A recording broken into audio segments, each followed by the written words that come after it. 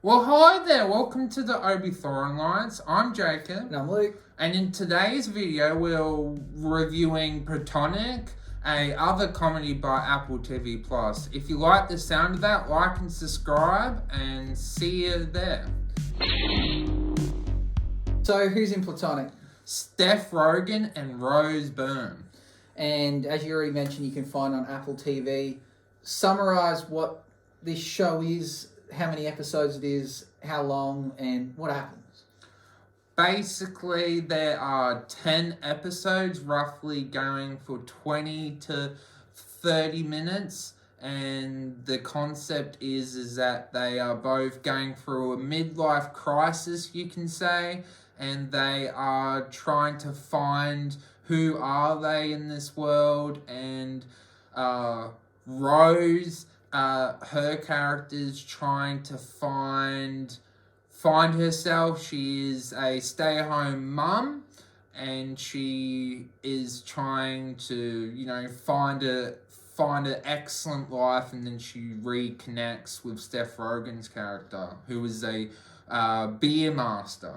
Yeah, so he is part of a brewery called Lucky Penny. He's kind of a man-child that hasn't really grown up and dresses like a hipster, and she is, as you mentioned, a stay-at-home mum who is trained as a lawyer, and her husband is a successful lawyer who is made partner at his firm, and she's kind of jealous of the other women that he works with who have managed to not only become partners in the law firm, but successfully raise kids where she doesn't feel she has lived up to her potential.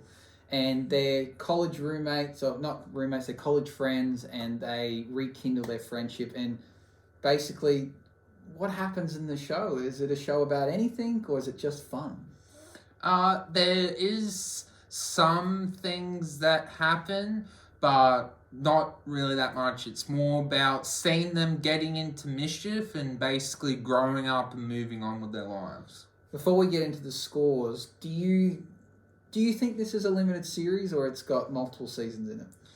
Maybe one more if they want to stretch it out, but I don't see it going a third season like what Apple TV tend to do. Maybe just one more. I think it has the team behind it to do it, but I really believe that it's just a limited series, and that's its intent to be, just the way it ended. But that's spoilers, not going to get into that. Let's do the scoring. What did you give the plot?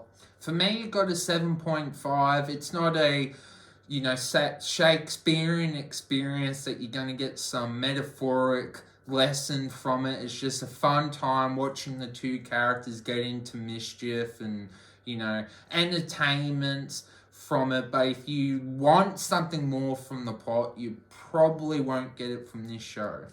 I gave the plot a 7. That's not because I don't like the show. As you'll see, I actually really love it. But there's not much to the plot. It's just people getting up to mischief, having fun. So the plot is thin and basic, which helps a lot of the other parts of our scoring. But purely the plot, there's not much to it. What about the characters? For me, this gets an 8. I enjoyed the banter between all the acting that the characters betrayed. I liked where they started and how they got past them being basically little babies and children, basically, and them growing up, and the development and them trying to be silly. Really enjoyed the development of the characters, yeah. So I gave the characters a 9.5. I really liked it. I thought each character was, I don't know if I'd say unique, but they kind of nailed who they were meant to be the whole way. They didn't kind of change and go from being one thing to another. They were consistent. I liked what I saw. I thought it was believable that that's what Seth Rogen is like in real life. Rose Byrne kind of plays the same character all the time, which I really like. I just think there was no character in there that I thought was a letdown. I just thoroughly enjoyed every character as it was. What about the experience of this show? For me, this gets an 8. I think that's the main reason why you're watching this show, is for the laughter and see what stuff they get into. There's also a funny gag with kicking bikes So that gets pretty funny throughout the show. Just entertainment is what you're going to get from this show, and that's what it delivers on. So I gave the experience an 8 also. Just, I enjoyed the whole thing. The episodes weren't too long. There was just the right amount of humor. It didn't try and push it by chucking in, too many things that were predictable or too many curveballs and dramas. It was just simple at its core, which I liked. I find that, that was really enjoyable, and I guess it was probably something that both these actors wanted to have a go at, doing something a bit different. So an 8. What about how it was presented? Visually, it was well done with them getting up to different experiences. They betrayed them getting up to different things very well. And the music in the beginning, it's not a visual masterpiece like Severance or different shows on Apple TV, but it gets the job done and you're visually appealed with your eyeballs. So I gave the presentation an 8. There wasn't much to work with. It's not a show full of CGI or special effects. It was just trying to show a raw look at what it's like to live in Los Angeles, and I think it presented that well. So there's not much more it could have done, but I'm not going to give it a 10 unless, it takes an action movie or something full of CGI to really nail that score. What about the ending? For me, this gets a 9. The only thing that could hurt it is that they drag it out more than, like I said, a second season, and they try and, move it along and become a money-making show. If they do that, that's why, to me, it doesn't get a perfect score. But with the mindset of just this season, it nailed it. For me, I felt like the story was concluded, and it concluded in a lovely and fantastic way. So I gave the ending a 9.5. That's because I'm envisioning it as being just a limited series. I think it tied off loose ends.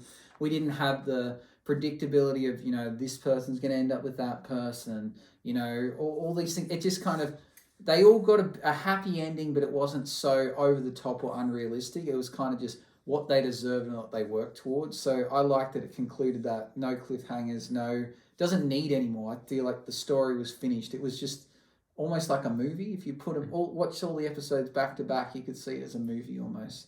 So in terms of originality? For me, and I'm not as a comedy buff as Luke is, but for me, this nailed a unique perspective of what a comedy could be, more of seeing a people that haven't grown up yet and seeing them mess up, keep messing up, and eventually grow up and become adults. To me, I can't think of a comedy that has done that. So for me, that's why it's original, and I enjoyed that aspect of the comedy. I gave it a 9 also for originality. I like this direction that I'm seeing a few comedies go, where it doesn't need to be like one slapstick humor. It doesn't have to be, if you're building a show, it has to be this ongoing sitcom that's, set in a bar and everyone meets there, or at a coffee shop or whatever it be. It's just something different. It's just 10 episodes of real, raw comedy, and you go, that's fine, easy to recommend, easy to watch. It doesn't have to be anything more than that. So I think it's cool, it's original, and I'm starting to enjoy. There's a lot of movies that are following this trend that it doesn't have to be a masterpiece to be funny. It just has to be funny. It doesn't have to be the same predictable jokes. Just give us something different, or just be real. Like, people find real life funny. So would this happen in real life? Yes, that's probably funny enough. So what about the X Factor? For me, the X Factor, and this might be a bit cool, but I actually found Platonic better than The Shrinking because of how The Shrinking, to me, went off track. What Platonic stayed true to what it was.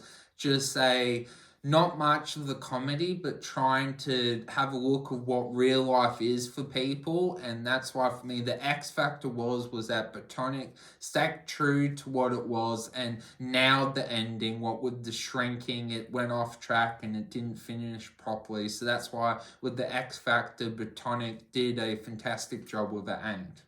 I gave it an 8.5 for X Factor. I think that it was a mixture of, being original, gave us the ending that you kind of wanted and it deserved, presented well, the characters were great. It just ticked a lot of boxes, well worth watching, really easy to recommend, not too long of episodes, not too many episodes, and no slow or dull episodes. So it's very easy to recommend because of that. So what was your final score, Jacob? Out of 100%, it gets well-deserved, and I didn't think it was going to get this score originally. At 81%, I think that's a really high score. I enjoyed it. Did dull in the middle parts, but the 2 final episodes were the most funniest episodes of the show. Really liked the ending. I actually prefer it to The Shrinking. To me, The Shrinking went off trace with its ending, and I would highly recommend this show to anyone that just wants to laugh and just go through the emotions with the show. Yeah. So mine added up to 85%. I think that's a great score. I think it deserves it. Easy to recommend. I would watch it again.